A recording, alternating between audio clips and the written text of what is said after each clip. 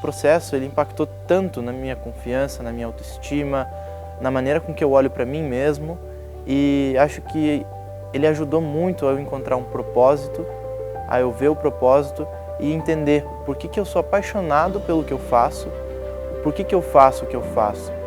Então, quando a gente vê esse propósito na nossa vida, a gente consegue ter mais motivação, ter mais confiança e principalmente com todas essas ferramentas a gente consegue fazer as coisas que a gente já fazia de uma maneira muito melhor, muito mais tranquila, muito mais sóbria. A minha família toda tem a tradição de fazer o processo, de passar pelo processo, é quase como um batizado. Os meus pais, eles passaram pelo processo antes de eu nascer, os meus irmãos, as minhas tias, os meus tios. Então é uma coisa que sempre esteve presente na família. Ao mesmo tempo que pareceu um ano de processo, pareceu 15 segundos. Uma coisa que passou de uma forma tão tranquila, tão natural, que a gente brinca, né, que dá vontade nos últimos dias de nunca mais ir embora, porque é uma coisa tão legal, porque a gente aprende a ver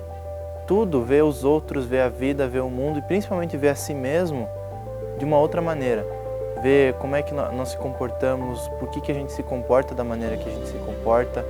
Então a gente entende muitas coisas que talvez antes não faziam sentido e a gente pensava que eram coisas imutáveis na nossa vida, então coisas que a gente pensa diferente. A gente consegue olhar diferente de uma maneira mais madura, mais tranquila e o processo ele impacta muito nesse sentido. É interessante ver, por exemplo, que os meus pais eles fizeram o processo antes de me ter e algumas coisas que para mim pareceram tão banais na minha vida, algumas coisas que pareceram que era assim que a vida era, que hoje, fazendo o processo, percebi o quanto que teve a influência do processo Hoffman, a influência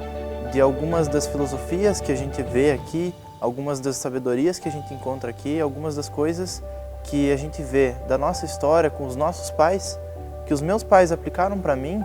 e transformaram a minha vida e tiveram um profundo impacto na minha vida, assim que eu percebo hoje que é tão importante que eu, que a minha esposa, a gente faça o processo também para passar isso adiante. Porque eu gosto de falar que quando a gente se cura para as gerações passadas e para as gerações futuras.